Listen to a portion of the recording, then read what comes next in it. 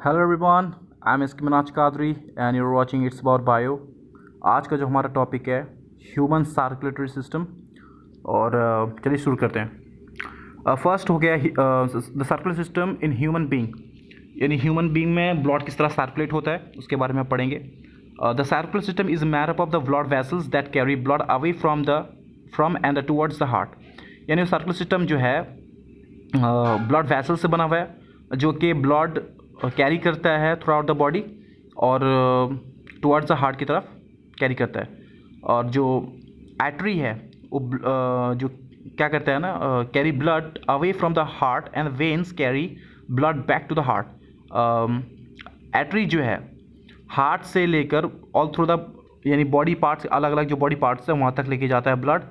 और जो वेन है वो अलग पार्ट यानी बॉडी के अलग अलग पार्ट से लेकर जाता है ब्लड को हार्ट की तरफ। ठीक है। The circular system carries the oxygen, nutrient and the hormones to the cell and remove the waste product like carbon dioxide. और जो ब्लड के सर्कुलेशन की वजह से हमारा बेनिफिट क्या होता है कि ऑक्सीजन ट्रैवल कर पाता है all through the part of the body and nutrient जाता है, हार्मोन्स जाता है सेल्स की तरफ, और जो है वेस्ट प्रोडक्ट जो है वो रिमूव हो जाता है बॉडी पार्ट से, जैसे कि कार्बन डाइऑक्साइड। अब आ गया ब्लड वेसल्स के बारे में थोड़ी बहुत एक्स्ट्रा कुछ पढ़ लेते हैं। ठीक है। Arteries are the blood vessels responsible for carrying oxygen rich blood away from the heart to the body. जो एटरीज हैं वो क्या करता है ना, जो ऑक्सीजनेटेड ब्लड होता है यानी लंग्स से जो ब्लड आता है हार्ट की तरफ, वो पंपिंग के ज़रिए अलग अलग बॉडी पार्ट की तरफ जाता है, और जिस वेसल से जाता है उसे कहते हैं एटरीज। और गैसेस एक्सचेंज होने के बाद सेल्स में अब वो वैन के ज़रिए फिर डीऑक्सीजनेटेड ब्लड जो हार्ट की तरफ आता है, ठीक है, फिर हार्ट से क्या करेगा ना, फिर लंग्स की तरफ जाएगा ऑक्सीजनेटेड होने के बाद, फिर आएगा हार्ट को, और फिर वहाँ से हार्ट से वो आर्टरी के ज़रिए अलग अलग पार्ट की तरफ जाएगा। अब आ गया कैपिलरीज। कैपिलरीज जो है दे आर इंटरकनेक्टेड, यानी कनेक्ट द एटरीज टू वेन। जो एटरी और वेन का जॉइंट पॉइंट है यानी जहाँ पर वो जॉइन करते हैं उसे कहते हैं कैपिलरीज, जहाँ पर गैसेस एक्सचेंज होता है हमारा। The arteries deliver the oxygen rich blood the capillaries where the actual exchange of oxygen and carbon dioxide occur. जो and the capillaries then deliver the waste rich blood to the vein for transport back to the lungs and the heart. The vein carry the blood back to the heart. वो कहता है जैसे कि मैंने already कहा कि जो capillaries है यही प्रोवाइड करता है ऑक्सीजनेटेड ब्लड किसको, एटरीज को, और डीऑक्सीजनेटेड ब्लड जो है वेन्स को देता है। और जो ऑक्सीजनेटेड ब्लड है थ्रू आउट द बॉडी पास करता है यानी बॉडी तक पहुंचाता है, अलग अलग बॉडी पार्ट्स तो तक पहुंचाता है जहां पर ज़रूरत होता है, और जहां पर वेस्ट प्रोडक्ट निकलता है ऐसे कार्बन डाइऑक्साइड उसे वहां पर लेकर वेन्स तक पहुंचाता है ताकि वो वेन जो है वो हार्ट तक पहुंचे, और हार्ट जो है फिर पंपिंग के ज़रिए वो लंग्स तक पहुंचाए, फिर वहाँ पर एक्सचेंज ऑफ गैसेस हो, और जो कैपिलरी है वहाँ पर वो फिर ऑक्सीजनेटेड होने के बाद वो एटरीज के ज़रिए फिर यहाँ आए, हार्ट के पास आए, फिर हार्ट के ज़रिए आर्टरी के ज़रिए जा पाए through out the body part. अब आ गया ब्लड के बारे में। ठीक है। Your blood is made up of the liquid and the solid, and the liquid part is called the plasma, is made up of the water, Salt and protein. जो हमारा जो ब्लड है वो ज़्यादातर लिक्विड यानी बोथ द कंपोनेंट से बनता है, लिक्विड से बनता भी है और सॉलिड से बनता है। In together our blood is mixture of the some part of the liquid और some part are the solid. जो लिक्विड पार्ट है उसे कहते हैं प्लाज्मा, और जो सॉलिड पार्ट है वो कंटेन करता है RBC, WBC and platelets. RBC जो होता है रेड ब्लड सेल है, और डब्ल्यूबीसी जो है वो वाइट ब्लड सेल्स है, और जो प्लेटलेट्स है वो प्लेट्स। अब आ गया कि फंक्शन क्या है ब्लड का। ब्लड क्या करता है ना, ये कनेक्टिव टिश्यू है यानी कनेक्ट करता है बॉडी के डिफरेंट पार्ट्स को कनेक्ट करता है, और ये blood provides the body cell with oxygen and remove the carbon dioxide. Blood क्या करता है ना कि बॉडी को ऑक्सीजन प्रोवाइड करता है और जो बॉडी में कार्बन डाइऑक्साइड जो बनता है उससे वो क्या करता है, रिमूव करता है बॉडी से। Blood transport nutrient and hormones, ये न्यूट्रिएंट एंड हॉर्मोन्स को ट्रांसपोर्ट करता है अलग बॉडी पार्ट से अलग बॉडी पार्ट तक। और blood regulate the body temperature को भी वो रेगुलेट करता है, मेंटेन करता है। Platelets clot the blood at the site of injury, जहाँ पर हमारा कोई इस तरीके का अगर इंजुरी होता है तो वहाँ क्या करता है ना, ब्लड जो है क्लॉटिंग करके ब्लड फ्लो को रोक देता है ताकि ब्लड ज़्यादा लॉस ना हो सके। अब blood bring waste product to the kidney and liver, blood क्या करता है ना, जो वेस्ट प्रोडक्ट है वो बॉडी पार्ट से लेकर किडनी तक पहुंचाता है और लीवर तक पहुंचाता है। अब आ गया red blood cell, white blood cell and platelet, these are the solid the constituent of the blood. और जो लिक्विड था उसके बारे में हमने प्लाज्मा ऑलरेडी जाना है कि वो ज़्यादातर वाटर, सल्ट एंड प्रोटीन के जरिए बनता है। अब आ गया red blood cell, white blood cell and platelets के बारे में पढ़ेंगे। रेड ब्लड सेल आप देख सकते हैं कि this is also called as erythrocytes are in colour in red due to the haemoglobin. और जो इसका ये क्या करता है ना, जो ट्रांसपोर्ट करता है ऑक्सीजन टू योर मतलब कि अलग अलग बॉडी पार्ट को, और कैरी करता है carbon dioxide from body to lungs and to remove the carbon dioxide. और इसका जो लाइफ स्पान है तकरीबन 120 डेज होता है। और जब ये ऑक्सीजन यानी जो उसमें जो प्रेजेंट पिगमेंट है हीमोग्लोबिन, जब ये ऑक्सीजन के साथ मिल जाता है उसे कहते हैं ऑक्सी हीमोग्लोबिन कहते हैं।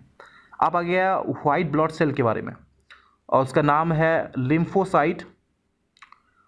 ये हेल्प करता है फाइट करने में इन्फेक्शंस के, यानी इन्फेक्शन जब हमें कुछ होता है तो उसके खिलाफ ये लड़ता है। और जो प्लेटलेट है ऑलरेडी हमने उसके बारे में पढ़ा है कि it helps to blood clot. Okay, अब आ गया ब्लड ग्रुप के बारे में। There are different type of blood groups found in human being and on the basis of the antigen present in the blood cells blood is classified into 4 groups A B and O. वो कहता है कि जो human body के अंदर में अलग अलग ब्लड के टाइप्स यानी ग्रुप्स होते हैं, जैसे कि ए बी और ओ। और ये जो क्लासिफिकेशन ऑफ ब्लड ग्रुप्स हैं on the basis of antigen के को बेस करके हुआ है। Antigen is a type of protein that found in the surface of RBC. एक तरह का प्रोटीन है जो कि आरबीसी यानी रेड ब्लड सेल के ऊपर पाया जाता है। इसी वजह से यानी इसी प्रोटीन की वजह से, टाइप ऑफ प्रोटीन की वजह से ब्लड का जो ग्रुप है वो क्लासिफाइड हुआ है into 4 groups A B and O. अगर आपका आरबीसी एंटीजन ए कंटेन करता है यानी आपका ब्लड जो है ए ग्रुप होगा। अगर आपका जो आरबीसी है, बॉडी में जो आरबीसी है, ब्लड में जो आरबीसी है, अगर वो बी कंटेन करता है एंटीजन, तो आपका ब्लड ग्रुप जो होगा बी होगा। आप देख सकते हैं कि जो राउंडेड टाइप स्ट्रक्चर जो है वो ए टाइप का रखता है all through the part of RBC में आप जिधर देखेंगे टाइप ए में सब तरफ गोल तरीके का ही आपको दिखेगा। लेकिन जब आप बी को देखेंगे the all are the conical, is a type of B antigen है। लेकिन अगर आप टाइप ए बी देखेंगे तो यहाँ पर दोनों का मिक्स है, ए बी है और बी भी है एंटीजन, यानी राउंडेड भी और कॉनिकल शेप्ड भी है, यानी दोनों का मिश्रण है। लेकिन जब टाइप ओ में देखेंगे यानी ब्लड ग्रुप ओ में देखेंगे, there is no antigen present on the surface of the RBC के सरफेस में एक ज़रा भी कोई एंटीजन नहीं दिख रहा। इसका मतलब जो यानी ब्लड ग्रुप जो ओ है वो बिल्कुल कंटेन नहीं कर रहा कोई एंटीजन। आप आ गया हार्ट के बारे में। मोस्टली हार्ट जो है हमारा ह्यूमन के अंदर में, यानी ह्यूमन का हार्ट ही जो है वो 4 चैम्बर्ड है। और जहाँ पर वो प्रेजेंट होता है मस्कुलर वाल में उसे कहते हैं जो मस्कुलर वाल में उसे कहते हैं, यानी सेपरेट जो चैम्बर्स हैं वो आपस से अलग अलग हैं बाय मस्कुलर वाल, उसे कहते हैं सेप्टम के ज़रिए वो अलग अलग हैं। अब है heart is enclosed by the double walled sac called pericardium, यानी जो हार्ट का एक मेम्ब्रेन है ऊपर से उसे कहते हैं पेरिकार्डियम, जो कि डबल वॉल्ड है। ओके, जो अपर चैम्बर हैं उसे कहते हैं ऑरिकल, और जो लोअर चैम्बर्स हैं उसे कहते हैं वेंट्रिकल। और the auricles and the ventricles of the heart completely separated so that the blood flow in them does not get mixed। ठीक है, यानी जो ऑरिकल एंड वेंट्रिकल्स हैं वो बिल्कुल एक दूसरे से बिल्कुल अलग है, ताकि उसमें ब्लड मिस ना सके। ठीक है, आप आगे, the left auricle is connected to the left ventricle and the right auricle is connected to the right ventricle through the small opening called valves. वो कहता है कि जो लेफ्ट ऑरिकल है वो लेफ्ट वेंट्रिकल के साथ कनेक्टेड है, और राइट ऑरिकल जो है राइट वेंट्रिकल के साथ कनेक्टेड है, लेकिन थोड़ा सा स्मॉल ओपनिंग में, यानी वो आपस में एक जो दूसरे से मिले हैं, छोटा सा एक ओपनिंग के वजह से के जरिए वो मिले हैं, जिसे कहते हैं वाल्व्स।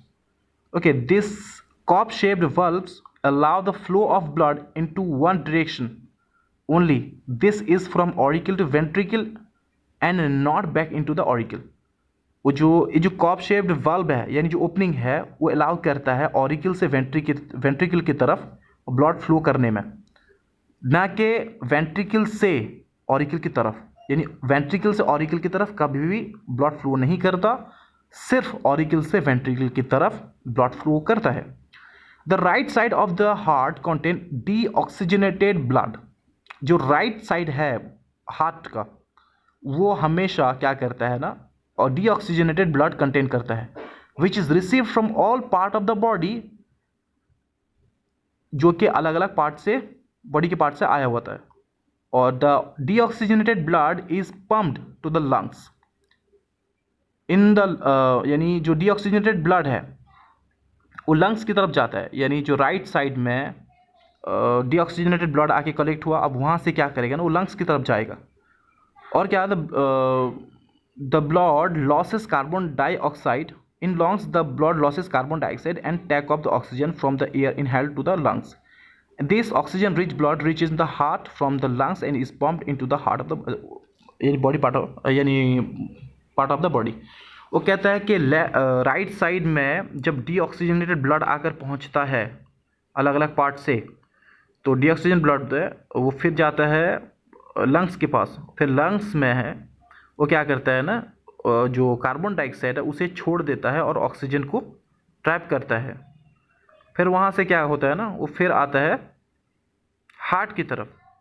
फिर हार्ट के में, यानी वो ऑक्सीजनेटेड, अब वो ऑक्सीजन कंटेन करता है, अब वो ऑक्सीजनेटेड ब्लड है, वो अब वो क्या करता है ना, हार्ट की तरफ फिर आता है, और फिर पंपिंग की वजह से वो क्या करता है ना, बॉडी पार्ट तक पहुंचता है। अब आ गया सर्कुलेशन ऑफ ब्लड। अब हो गया सर्कुलेशन ऑफ ब्लड में, यानी ब्लड फ्लो किस तरह से और कहाँ से होता है, कैसे होता है। The circulation of blood keeps circulating in the body by contraction and relaxation of the heart muscles। यानी कॉन्ट्रैक्शन और रिलैक्सेशन के वजह से हार्ट के, यानी हार्ट मसल्स के कॉन्ट्रैक्शन और रिलैक्सेशन की वजह से ब्लड फ्लो कर पाता है। The heart keeps pumping blood to the lungs as well as to all the other parts. ये क्या करता है ना, हार्ट के पंपिंग की वजह से ब्लड जो है लंग्स तक भी जाता है और अलग पार्ट्स को भी जाता है। When the heart muscles contract, oxygenated blood passes from left auricle into the left ventricle। वो कहते हैं when, जब हार्ट जो है, हार्ट के मसल्स हैं, कंट्रैक्ट करते हैं यानी सिकुड़ते हैं, ऑक्सीजनेटेड ब्लड जो है पास करता है लेफ्ट ऑरिकल से लेफ्ट वेंट्रिकल की तरफ। The left ventricle in the turn pumps the blood to the body parts through aorta. अब वो लेफ्ट ऑरिकल से लेफ्ट वेंट्रिकल की तरफ आने के बाद लेफ्ट वेंट्रिकल से क्या करता है ना, पंपिंग के जरिए वो थ्रू आउट द बॉडी तक पहुंचता है ब्लड, यानी ऑक्सीजनेटेड ब्लड जो पहुंचता है थ्रू आउटा। आउटा एक मतलब यानी पाइप है जिसके जरिए वो जाके पहुंचता है अलग पार्ट तक। The aorta is the largest blood vessel in our body. ये पॉइंट आप याद रखिएगा कि aorta is the largest blood vessel in our body. ये सबसे ज़्यादा बड़ा ब्लड वेसल है। It divided into several branches that reaches all the parts to provide the oxygen to the cells. At the same time deoxygenated blood, that is blood containing carbon dioxide, is sent to the lungs from purification from the right side of the heart. कहता है कि जब oxygen aorta के जरिए अलग parts तक पहुंचता है उसी वक्त डीऑक्सीजनेटेड ब्लड जो है, यानी डीऑक्सीजनेटेड ब्लड का मतलब क्या होता है, जो कि कार्बन डाइऑक्साइड कंटेन करता है, वो क्या करता है ना, यानी लंग्स तक जाकर पहुंचता है। वहाँ पर क्या होता है ना, वो कार्बन डाइऑक्साइड जो है वो निकल जाता है। अब वो क्या करता है ना, और ऑक्सीजन को लेता है। लेकिन वो आता कहाँ से है, वो राइट साइड, यानी right side of the heart से आता है लंग्स की तरफ, यानी डीऑक्सीजनेटेड ब्लड जो है। When the heart muscle relaxed, deoxygenated blood collect from different parts through the veins reaches the right auricle. Okay, यानी जो when the heart muscle relax, the deoxygenated blood collect different body parts through the veins reaches the right auricle. At the same time, oxygenated blood reaches the left auricle from the lungs. To sum it up, during relaxation, deoxygenated blood is received from all the body parts and oxygenated blood from the lungs.